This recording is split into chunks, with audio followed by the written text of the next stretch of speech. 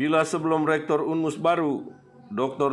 Andus Beatus Tambaib dilantik Mendikbud Ristek Nadiem Makarim 24 Agustus 2021 malam lalu melalui Zoom dari Jakarta Unmus, warga wilayah selatan menaruh harapan besar di atas pundak Beatus Tambaib. Harapan itu tidak sekedar ucapan, tetapi diwarnai berbagai demo, dukungan dan aksi sebelumnya dari pemuda dan mahasiswa meminta Rektor Unmus harga mati anak asli Papua. Dan harapan itu sudah terwujud. Giliran Dr. Beatus Tambaib tak melupakan hal itu dan sebaliknya menghargai perjuangan itu tidak dengan sebelah mata. Walau pemuda dan mahasiswa juga menagih dan mengawali komitmen itu mesti realistis. Ketika dia mengidap penyakit lupa, tak salah diingatkan untuk berkomitmen memposisikan keseimbangan bagi anak negeri sebagaimana yang disampaikannya dalam wawancara kepada media usai dilantik di Unmus 24 Agustus 2021 lalu.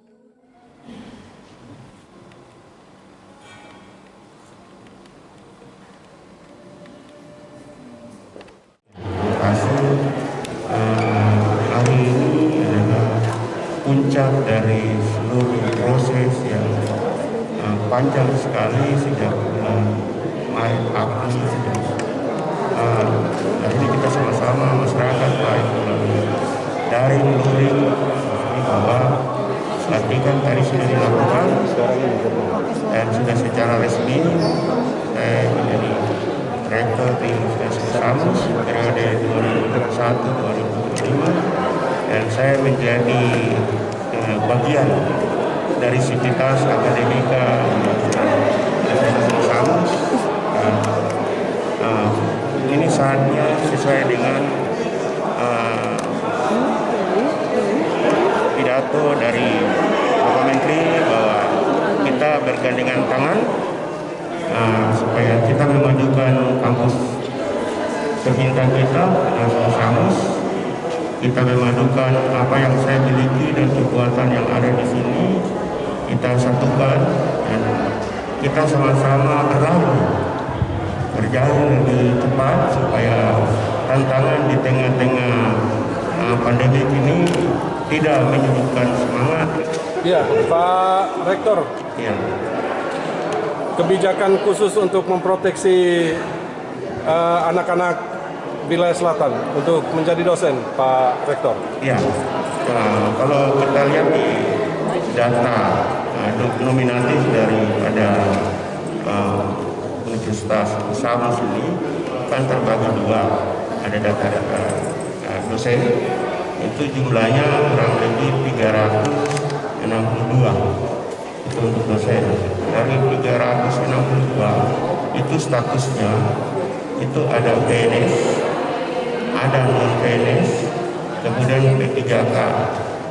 Dari secara keseluruhan itu dosen-dosen asli Papua itu hanya sekitar 10 orang itu.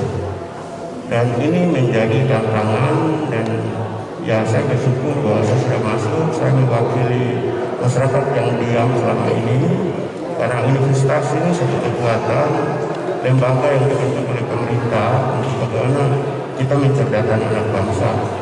Akan terjadi ketimpangan ketika ada orang-orang masyarakat yang tidak berdaya tapi mereka memacu gitu. Dan saya adil untuk itu, untuk bagaimana bersuara dan juga harus menciptakan akses. Kita terima kasih bahwa tahun ini penerimaan pegawai itu pemerintah pusat itu membagi dua, ada PNS dan non PNS. Saya belum bisa masuk karena belum dilantik. Saya masuk sudah dilantik. Saya pasti akan melihat bahwa ketika anak-anak Papua yang sudah lolos secara administratif itu saya akan kawal sampai mereka selesai. Karena ini Papua itu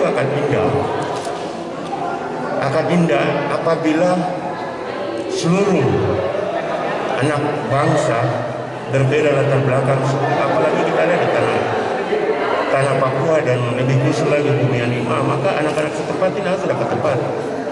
Nah, kultur orang Marin itu sudah sangat membantu, proses akulturasi itu sudah sangat membantu sehingga kita itu begitu baik sekali dalam artian bahwa pendekatan pembangunan yang kita lakukan sebenarnya di Papua Selatan lebih humanis. Cuma persoalannya ketika pendekatan dilakukan secara humanis, ada yang korban itu orang-orang setempat lokal karena mereka sudah begitu baik, tapi mereka tidak diperhatikan gitu. Dan lembaga pendidikan ini harus memberikan ruang akses untuk mereka gitu, supaya mereka juga bisa maju. Memang kita tidak bisa paksakan untuk mereka lari cepat, tapi mereka harus kita beri tempat untuk mereka. Terus yang berikut, yang harus untuk menjadi dosen itu ada persyaratan. Tidak semua kita juga bisa gitu. Mereka yang terpanggil gitu. Sekarang orang pintar banyak, tetapi yang punya keterpanggilan itu tidak banyak gitu. Ingat dalam Alkitab kan banyak yang terpanggil tapi sedikit yang terpilih gitu. Saya ini salah satu yang sedikit yang terpilih, makanya saya ini sudah 26 tahun ini mengabdi. Sekarang saya muncul gitu. Karena proses pembentukannya untuk menjadi dosen itu tidak gampang gitu. Tapi ini kesempatan karena Universitas ada di selatan, timurnya, mari. Pemerintah sudah membuka diri, CPNS ada Papua dan Papua. Silakan masuk, ikut aturan. Karena hanya dengan ikut aturan kita menjadi cerdas. Untuk membatasi aturan Pak Rektor, Iya. khususnya anak-anak Marin, khususnya wilayah selatan lah. Iya. Itu di luar sana itu ada parkir beberapa yang S2 yang sebenarnya untuk menjadi dosen ini sangat memenuhi syarat gitu. Iya. Untuk khususnya non PNS. Iya. Jadi gini, saya punya ini baru saja. Ketika proses pendaftaran CPNS kemarin terjadi kan tanggal 26 Juli kan kemarin tutup. Saya belum 26 Juli itu saya sudah kontak di sini yang mereka selama ini mengatakan bahwa saya sudah suruh untuk ikut. Tapi apakah saya tidak tahu ikut atau tidak? Sekarang kan mereka memilih, sekarang di Pemda kan lagi CPNS, ada lagi prajabatan. Ada juga yang sudah diterima di sana dan mereka lagi ikut prajabatan. Nah, saya masuk di dalam, baru itu saya akan lihat apakah sudah masuk. Kalau menurut saya pemerintah sudah membuka diri. Tidak usah khawatir, saya ada di situ bantu mereka. Gitu, apakah mereka mau ikut atau tidak itu saja. Gitu. Konkretnya pasti diprioritaskan gitu Pak Rektor.